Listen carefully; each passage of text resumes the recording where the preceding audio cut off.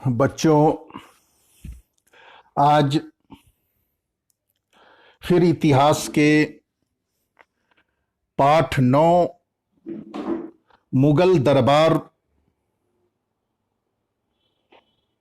के दूसरे उप विषय में आप लोगों से चर्चा करेंगे। इस पाठ के बारे में आपको पीछे भी बताया गया है। आज इस पाठ के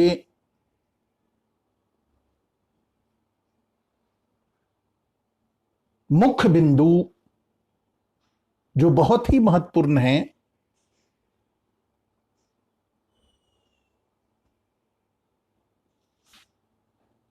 अकबरनामा और इसके लेखक अबुल फजल और इसके साथ साथ अकबर की धार्मिक नीति पर प्रकाश डाला जाएगा। मुगल काल जो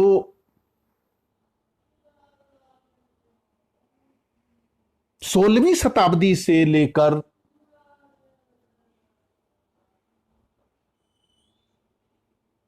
19वीं सदी के मध्य तक होता है, लेकिन इस पाठ में 16वीं और 17वीं शताब्दी का उल्लेख किया गया है।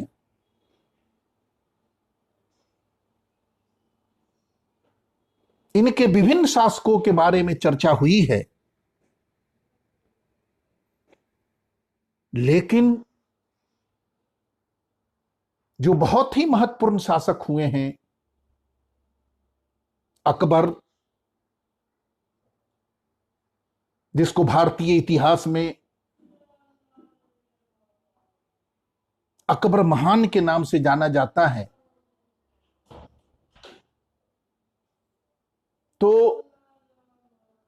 अकबर के बारे में आप विस्तृत जानकारी प्राप्त करेंगे तो उसका दृष्टिकोण, प्रशासनिक, सामाजिक, धार्मिक व्यवस्था आपको अन्य शासकों से अलग मिलेगी। मुगल काल में जो प्रमुख रचना हुई, इतिवृत्त के बारे में मैंने बताया था, जिसके माध्यम से मुगल काल को हम समझते हैं, जानते हैं, पूरी दुनिया में समझा जाना जाता है उसकी उपलब्धियों को। जो प्रमुख रचना जो हुई मुगल काल में, उसमें से अकबरनामा सबसे महत्वपूर्ण है। प्रमुख रचनाओं में बाबरनामा, जिसको बाबर ने तुर्की भाषा में लिखा, हुमायूंनामा, जिसको गुलबदन बेगम ने लिखा, अकबरनामा, जिसको अबुल फजल ने लिखा, और बादशाहनामा अब्दुल हमीद लाहौरी ने लिखा। तो हम आज अकबरनामा पर, अबुल फजल पर और अकबर की धार्मिक नीति पर आपको संक्षेप में बताएंगे। आप अगर ध्यान से सुनेंगे तो जरूर इसका लाभ आपको मिलेगा। और साथ में आप किताब का अध्ययन करते रहें तो निश्चित रूप से आपको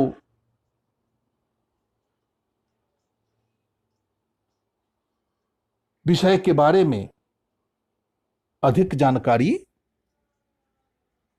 होगी। अकबरनामा के बारे में जानने से पहले मैं आपको थोड़ा संक्षेप में बताता हूं कि अकबर का शासनकाल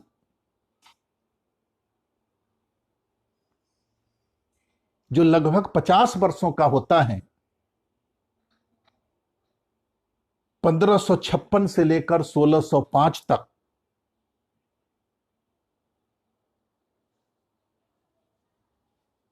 यह जो लंबा कार्यकाल है, इसमें अकबर अपने शासन को सभी लोगों तक पहुंचाने के लिए, आम जनता की सुख शांति के लिए एक सौहार्दपूर्ण वातावरण पैदा करना चाहते हैं और इसके लिए वो सर्वधर्म समभाव की नीति अपनाते हैं। और इन 50 काल में अकबर को महान बनाने में इनके नवरत्नों की महत्वपूर्ण भूमिका होती है। अकबर के नवरत्न आपने सुने होंगे, और इनके नवरत्न कौन हैं? अकबर के नवरत्न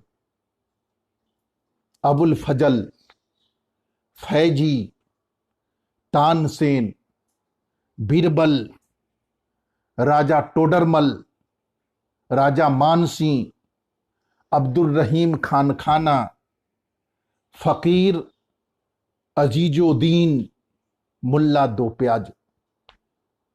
आप सुनते होंगे विभिन्न कहानियों में, किंवदंतियों में इन नवरत्नों के बारे में।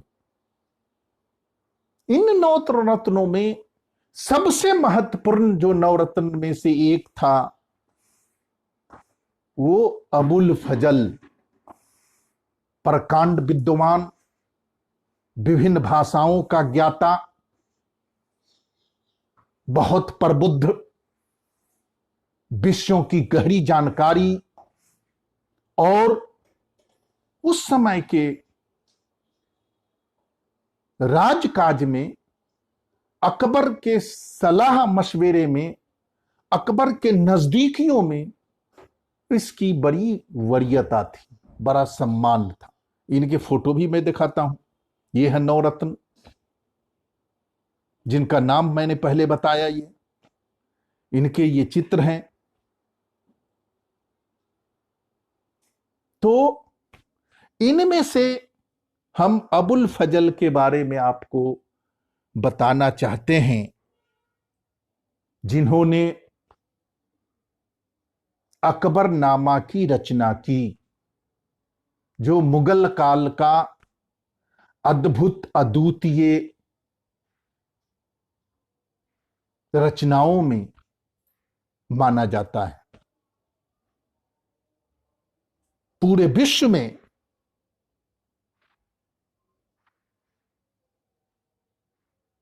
इस किताब की बड़ी महत्वता है। अब अबुल फजल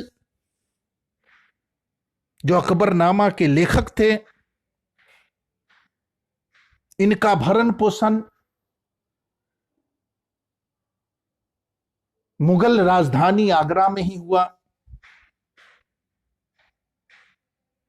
मैंने पहले भी बताया कि इनको कई विषयों पर अच्छी पकड़ थी, जिसमें अरबी, फारसी, यूनानी दर्शन, सूफीवाद, इन विषयों पर ये अच्छी पकड़ रखते थे। उस समय के माने हुए चिंतक थे, विद्वान थे, और इन्हीं के गुणों से प्रभावित होकर, इनकी विद्वता से प्रभावित होकर अकबर ने इनको अपना सलाहकार नियुक्त किया हुआ था, क्योंकि अकबर चाहते थे कि उनके शासन में एक पारदर्शिता हो, सबको न्याय मिल सके।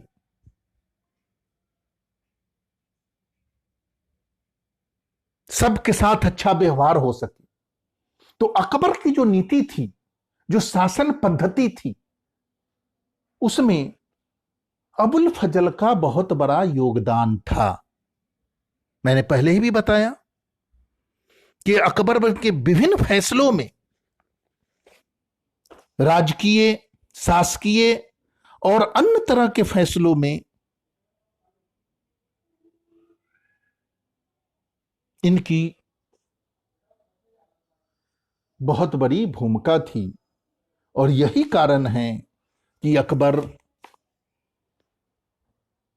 अपने निर्णयों में सबको प्रभावित कर पाते थे।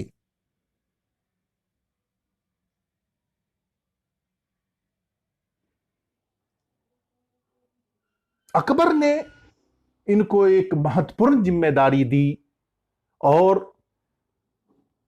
अबुल फजल ने अकबरनामा की रचना की। उस समय के विभिन्न घटनाओं का विवरण,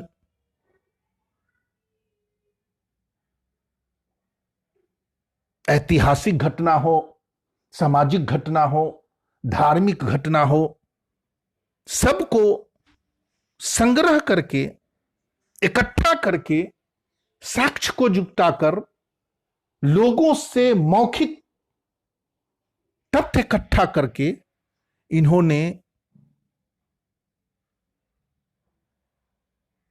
अकबरनामा रचने की जिम्मेदारी इनको सौंपी गई। ये 1589 1589 में 13 वर्षों तक इन्होंने अकबरनामा पर मेहनत किया, तथ्यों को जुटाया, साक्ष्यों को जुटाया और उस समय की सारी घटनाओं को एकत्रित करके उसे संकलित कर अकबरनामा की रचना की। अकबरनामा 3 खंडों में लिखा गया, यानी 3 पार्ट, यानी 3 पार्ट्स हैं अकबरनामा के।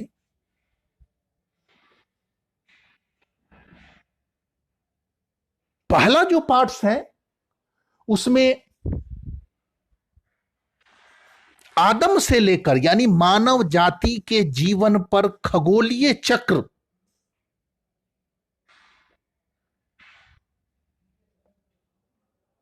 से संबंधित ऐतिहासिक विवरण है प्रथम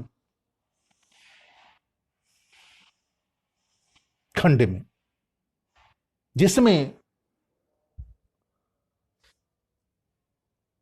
अकबर के जीवन के 30 साल तक का विवरण है। दूसरा जो भाग है इसका,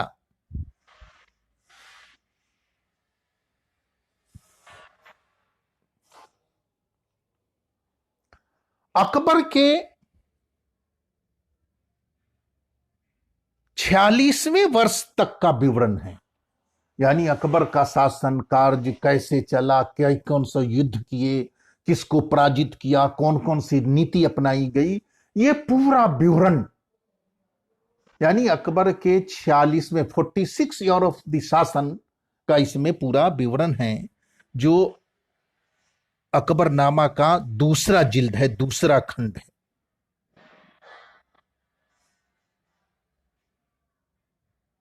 और जो तीसरा खंड है, जिसको आईने अकबरी के नाम से जाना जाता है। इनमें मुगल साम्राज्य के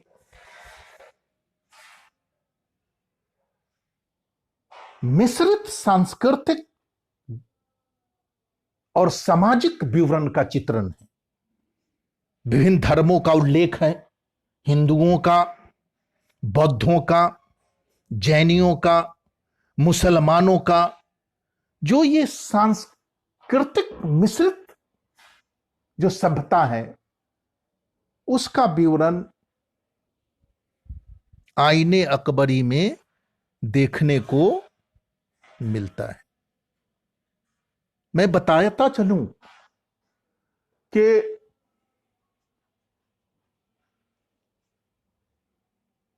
1601 ईस्वी में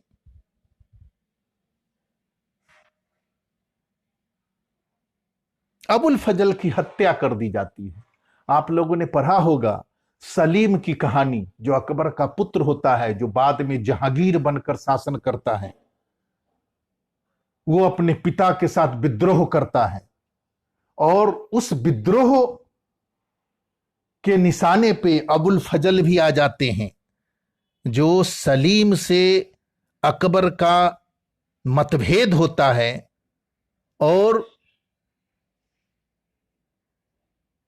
सलीम जब अपने पिता से विद्रोह करता है, तो अबुल फजल मेन सलाहकार थे अकबर के।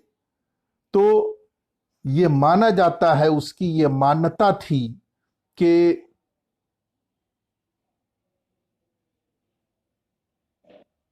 अकबर सलीम से मतभेद रखते हैं। इसमें अबुल फजल का भी योगदान है। यही कारण है कि 1601 ईस्वी में अबुल फजल को एक षड्यंत्र के तहत वीर सिंह बुंदेला द्वारा मार दिया जाता है, जिसमें सलीम भी इस षड्यंत्र में सहभागी होते हैं। इस तरह से अबुल फजल का अंत हो जाता है। लेकिन जो अबुल फजल ने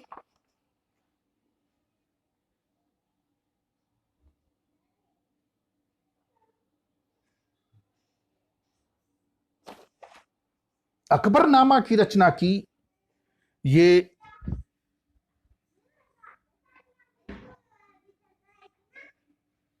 मुगल काल की प्रमुख रचनाओं में इसकी गिनती होती है, जिसमें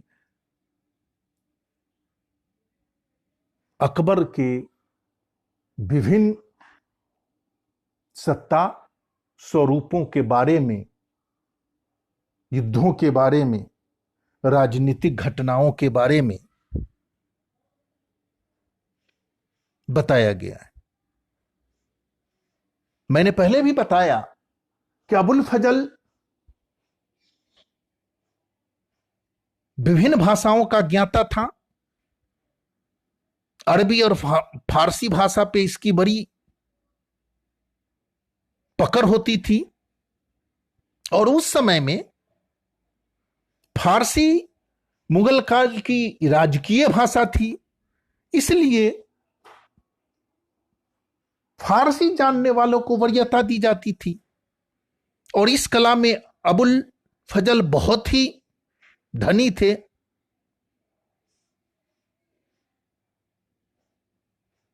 इनके पढ़ने की शैली और ऊंची आवाज में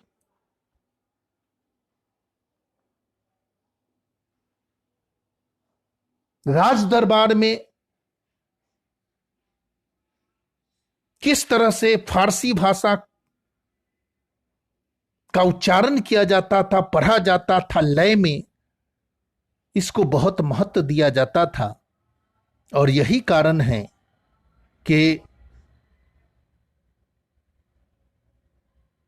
अबुल फजल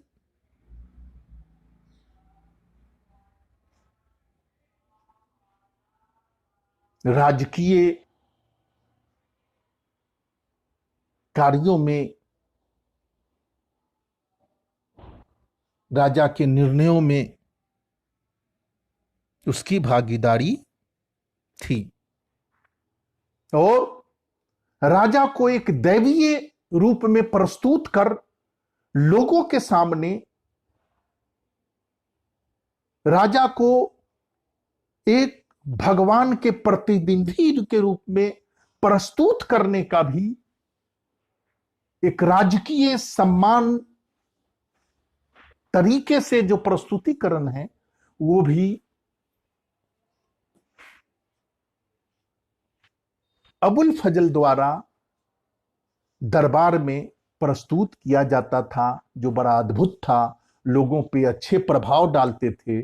और उस समय में राजा को दैवीय यानी ईश्वर का प्रतिनिधि के रूप में प्रस्तुत कर लोगों के सामने इस तरह से प्रस्तुत करना कि भगवान ने इन्हें शासन करने के लिए भेजा है और ये भगवान के प्रतिनिधि हैं, इसका जो आदेश है हम सबों को मानना है, इस तरह का जो प्रस्तुतिकरण था और एक जो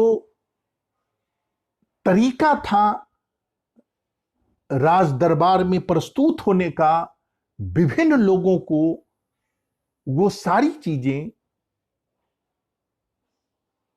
अकबर के दरबार में प्रस्तुत होती थी, जिसमें अबुल फजल का बहुत बड़ा योगदान था।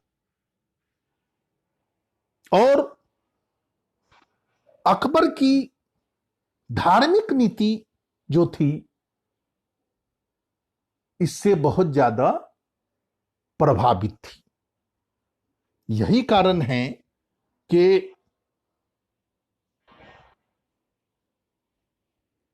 अकबर सभी धर्मों का सम्मान करते थे, सभी धर्म के विद्वानों को वो इकट्ठा करते थे। उनके दरबार में एक इबादत घर होता था जहां पर साप्ताहिक तौर पे विभिन्न धर्मों के विद्वानों को बुलाया जाता था, उससे वाद विवाद होता था और उस सभी धर्मों का जो सार होता था, जो तथ्य होता था, उसको वो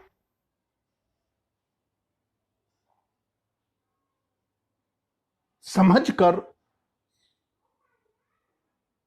लोगों के बीच में अपना प्रभाव दिखाना चाहते थे। यही कारण है कि अकबर के दरबार में सभी धर्मों को सम्मान दिया जाता था, धर्म के आधार पर कोई भेदभाव नहीं होता था।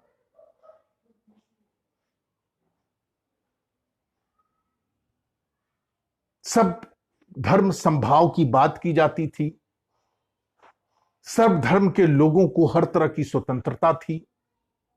और इसको आगे बढ़ाने के लिए अकबर ने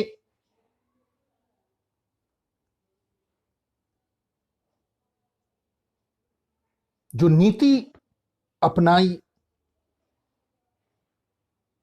वह 16 कुल की नीति, पूर्ण शांति की नीति। इसके अंतर्गत सभी के साथ न्याय और शांति, सभी धर्मों को और मतों को अभिव्यक्ति की स्वतंत्रता, आपसी भाईचारा, प्रेम भाव और संघर्ष को नहीं अपनाने की नीति,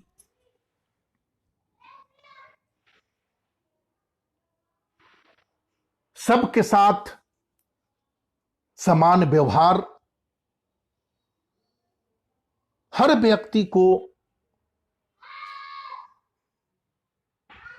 अपने सभ्यता एवं संस्कृति के अनुसार जीने की स्वतंत्रता। और इसी नीति के तहत इन्होंने जो भारत में उस समय धार्मिक कर था,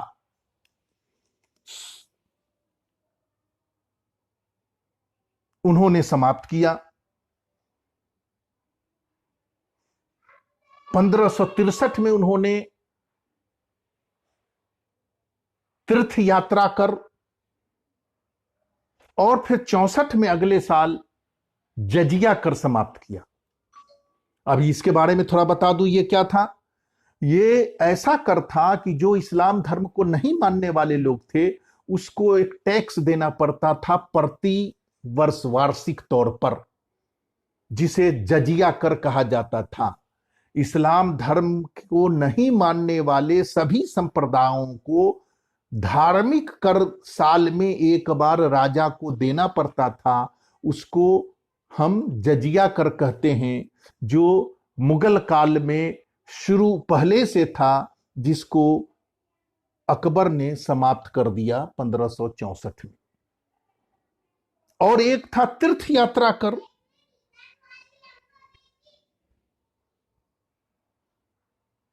अगर इस धर्म के लोग अगर अपने धार्मिक स्थल पे जाते थे तो उसका भी टैक्स देना पड़ता था। तो 16 कुल नीति के अंतर्गत उन्होंने इसको भी समाप्त कर दिया और राज्य के अधीन जितने भी अधिकारी, कर्मचारी, प्रशासनिक लोग थे उनको इन नियमों का पालन करना पड़ता था कि सभी धर्मों के साथ समान ढंग से न्याय बरता जाए, किसी के साथ कोई अन्याय नहीं हो, सबके साथ समान व्यवहार हो, सभी लोगों को एक तरह का व्यवहार शासन की तरफ से हो, इस चीज को सुनिश्चित किया जाए। और इसी नीति के तहत अगर धार्मिक स्थल, राजा जब युद्ध में होते थे या कहीं कोई क्षेत्र में युद्ध होता था तो वहां पर जो धार्मिक स्थल जो क्षतिग्रस्त होता था, तो 16 कुल नीति के अनुसार राजा ने यह निर्णय लिया कि उस धार्मिक स्थल को राजा अपने पैसों से ठीक करवाएगा बिना किसी भेदभाव के, और उसे अनुदान भी देगा। विभिन्न धर्म के स्थलों को भी राजा की तरफ से अनुदान मिलने लगा और धर्मनिरपेक्षता की नीति को आगे बढ़ाया गया, जिसके अंतर्गत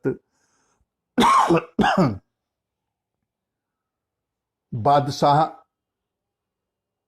की बड़ी प्रशंसा हुई।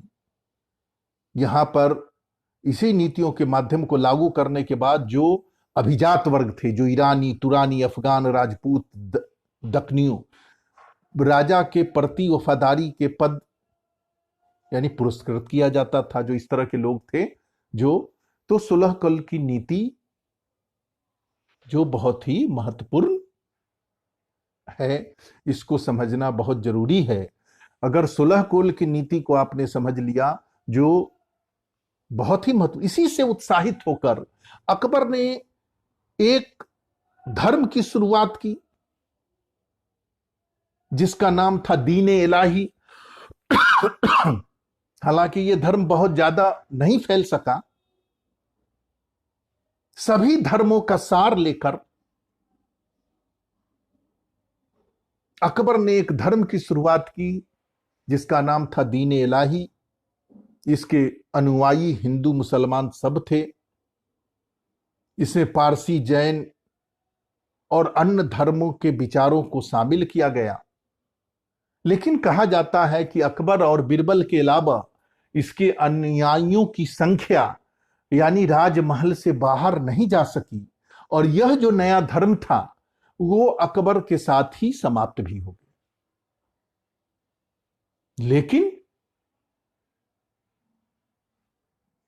इनकी जो 16 कुल की नीति थी, जो पहले ये सभी धर्मों को सम्मान देते थे, यह योजना इनकी, यह विचारधारा को बड़ी स्वीकारता मिली और ये इनके राजकाज में, प्रशासनिक ढांचे में, और यही कारण है कि ये देश के अन्य समुदाय, राजपूतों के परिवारों से वैवाहिक संबंध बनाना, उन्हें अपने प्रशासनिक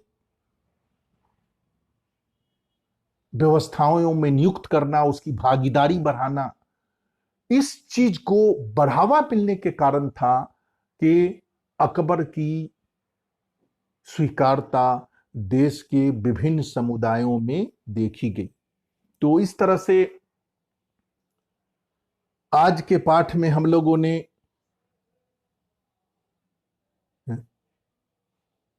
अकबरनामा, अबुल फजल और अकबर की धार्मिक नीतियों पर चर्चा की, जिसमें प्रमुख हैं अकबर की सुलह कुल की नीति। सुलह कुल का मतलब है पूर्ण शांति की नीति, जिसमें सबके साथ सम्यक समभाव बराबरी का व्यवहार किया जाए, इस पे चर्चा की।